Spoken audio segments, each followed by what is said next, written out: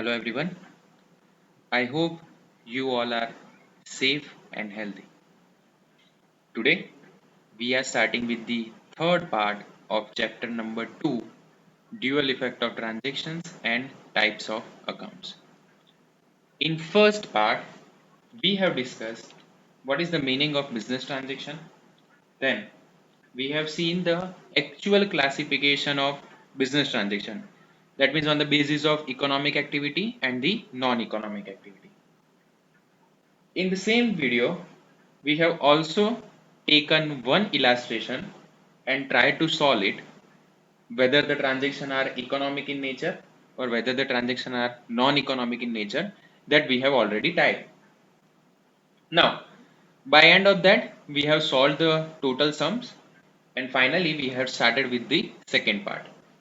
In second part, we have discussed how to identify whether the transaction is cash transaction or the credit one.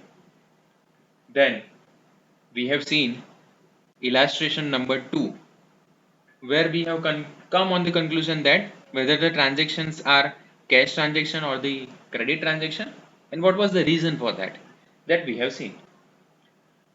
In the end of that video, we have discussed what is voucher, what is the meaning of voucher, what are the components and types of voucher.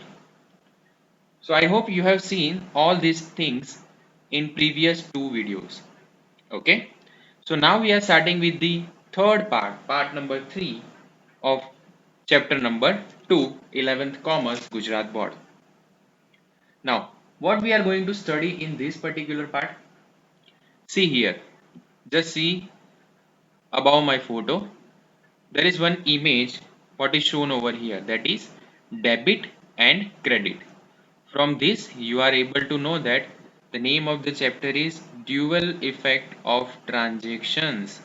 So one transaction should be in the debit side and second should be on the credit side. Okay, so that we are starting with this particular session. Now, what is called as dual effect of transaction? As you know that we are following double entry system when we are preparing our books of accounts. Okay, so every entity is going to make, or every entity, when there is any kind of transaction which is economic in nature and which is going to be recorded in the books of accounts, everything has two entries. One should be on the debit side and the second one will be on the credit side.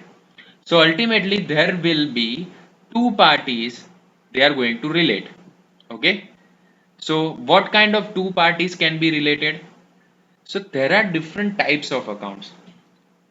One, that is your real account, second is your personal account, and third is your nominal account. So three types of accounts are there that we will discuss in the next or after session. But right now understand this. Basically there are three types of accounts are there, and the relation between two parties will be there, that is for sure, because we are following double entry system. See this, the first matter, that is any person takes the benefit of business or gives benefit to the business. Okay, that means here the term person is used, so that's why it's a personal account. For example, the account of Mr. Pratik, the account of Mr. Siddharth, the account of Mr. Abhishek, the account of Mr. Rinkesh. So these types of accounts are going to be covered over here. Okay, so any kind of benefit of business or gives the benefit to the business, ultimately it is related with the personal account. That means a person is related with these particular accounts. Second one, if there is any kind of increase in decrease in goods or assets. Goods, that means what? Your inventory, your stock. Okay. What is called as assets? The assets have two different types. One, that is tangible assets, and second is intangible assets. That we have already discussed. Tangible assets means the assets which you can touch, which you can feel. For example, land. machinery, plant, building, furniture. These are the types of tangible assets. And now what is intangible assets? The assets which you cannot touch, you cannot feel, but it has some existence. For example, goodwill, patent, trademark, copyright. These assets will be considered as an intangible assets. So both can be the part of real accounts. Okay. So whether there will be increase or decrease in the goods, or whether there will be increase or decrease in the assets. So that both are related with the real accounts. Third one, that is either expense is incurred or revenue is realized in the business. It means whether there is an income or whether there is an expense. Simple.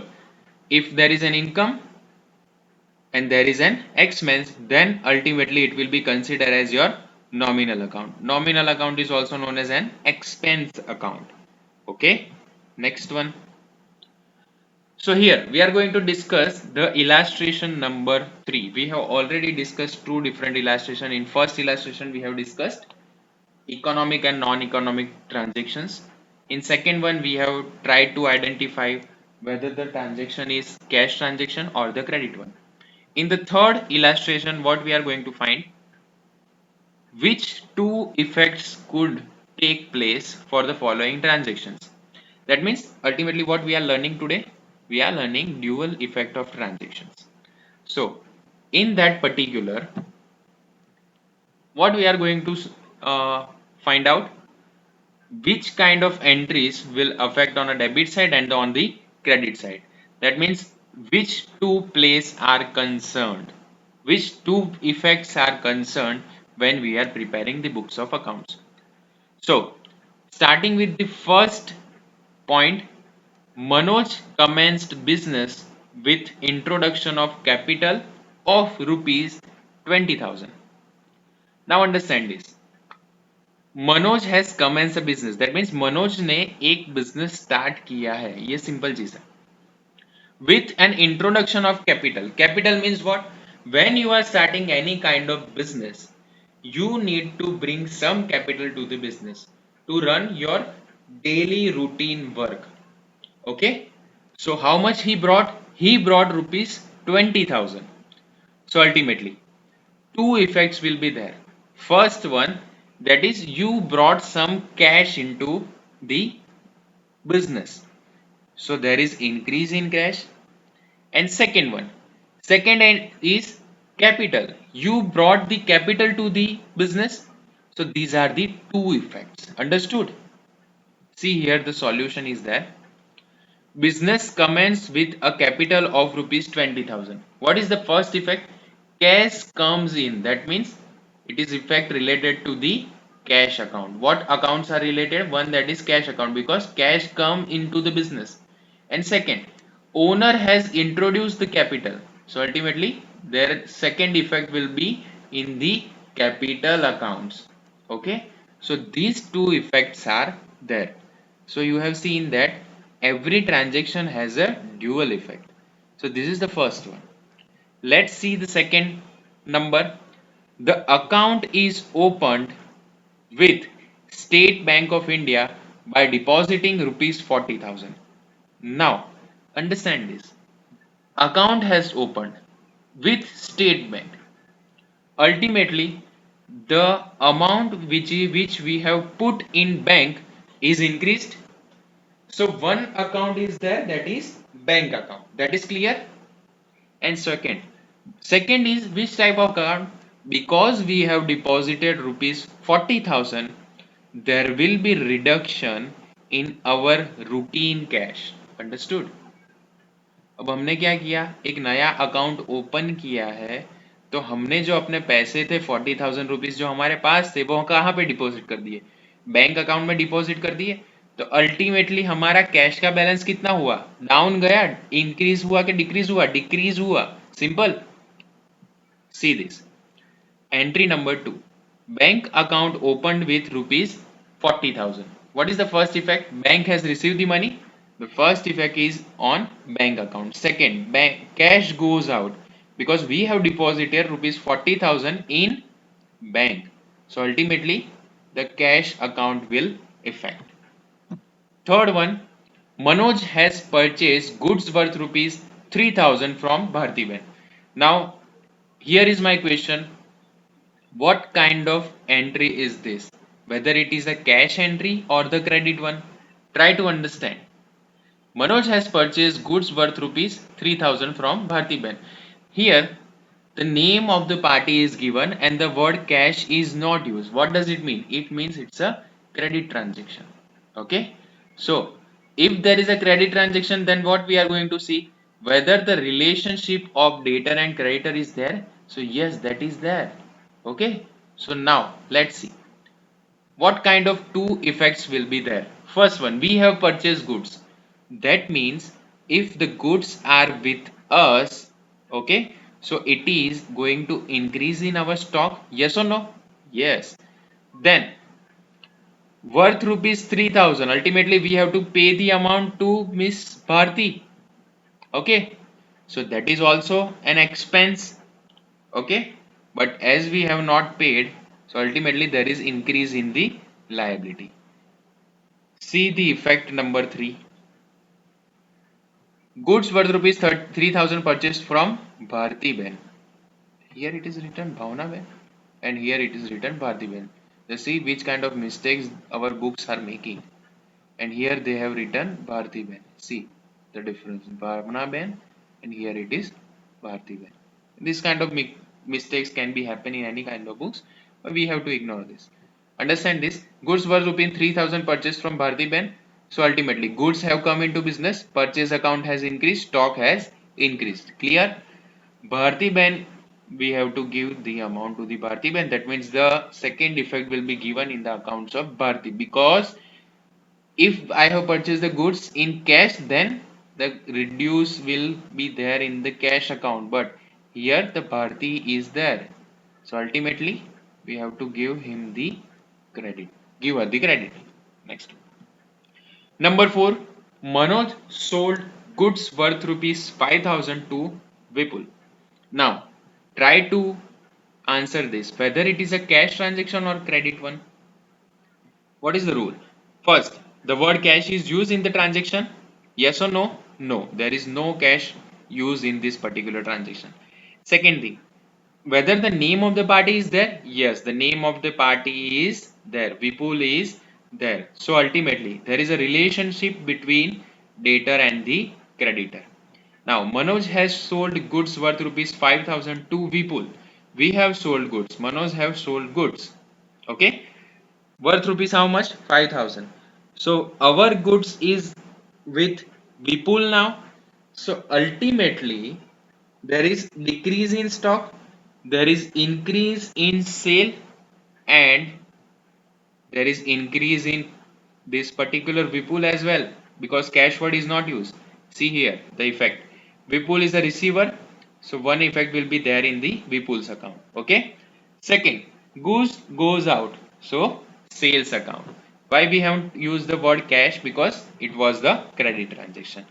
See the fifth one, goods sold worth rupees 2000 for cash. Here one thing is that cash, ultimately it's a cash transaction, so one entry will be given in the cash account. Clear? Second, goods sold, ultimately it is a sale, so increase in sale is there. See here, cash comes in cash account and second sales account. Clear? Next one, number 6. Manoj purchased furniture worth rupees 1500.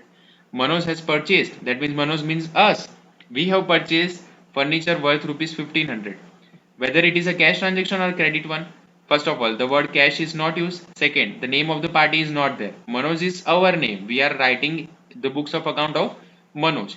So ultimately, if the cash word is not there, if the name of the party is not there, then the third rule is that it will be considered as a cash transaction. It means we have purchased the furniture of rupees 1500 in cash. Okay. So first of all, increase in furniture come in, one effect will be there in the furniture account. Second thing, cash will go out because we are purchasing furniture worth rupees 1500 in cash. Okay. Number 7. Commission paid rupees 200. Commission paid. We have paid the commission. That means commission is paid in cash. So one account is there, cash. Cash goes out. We have given the cash. So there is decrease in the balance of cash. And second thing, commission paid. That means someone has received the commission. So commission account will be there. Answer. Expense incurred. Commission account is there. And second, cash goes out. The effect will be on the cash accounts. Khabar padi? This is the thing. Number 8. Vipul returned goods worth rupees 200. Now what goods we have sold? Up to we have sold the goods of rupees 5000. Now that entry was in credit. On the credit basis it was the entry. So we have to also keep in mind this kind of things. It can be asked in the examination. Vipul has returned the goods. Now he has returned the goods. Ultimately goods comes then. It will be considered as we have sold the goods to people. Now when he returns the goods to us, then it will be considered as a sales return. Okay. Now second thing, as the name of the party is there, then it will be considered as a credit transaction. So second entry will be in the Vipul's account. See, goods comes in, that is considered as your sales return, and Vipul is a giver, so there will be effect in the accounts of Vipul. Next one, number 9. Manoj returns goods worth rupees 150 to Bharti Ben. Manoj, that means us. We are returning the goods to Bharti. See, there is entry of Bharti. We have purchased the goods. Now, when we are returning, it is considered as a purchase return. Clear? And how much? We have purchased that in which account? It is cash? No, it is not cash. The name of the party is there, Bharti Ben. So there are two types of transaction. One that is purchase return and second is Bharti Ben's account. See the answer. Bharti is a receiver, so effect will be given on Bharti's account. Second, goods goes out. Ultimately, it's a purchase return. Clear? Number 10. Check of rupees 2850 issued to Bharti Ben. We have issued the check of rupees 2850. See the entry. Total it is of 3000. Among that we have returned the goods of rupees 150. What will be left? The left amount is 2850. So whole amount is returned to Bharti Ben. Clear? So we have given the check. Check, that means it's a bank transaction. Okay. So here we are not going to use the word cash. Instead of that we are using the word bank. Both are equivalent in nature. Cash and bank both are equivalent in nature, even though which account we are giving, we are considering bank account. Second, the account of Bharti Ben, because we are going to close the account of Bharti Ben. See the entry here. One that is Bharti Ben's account and second is bank account. Clear?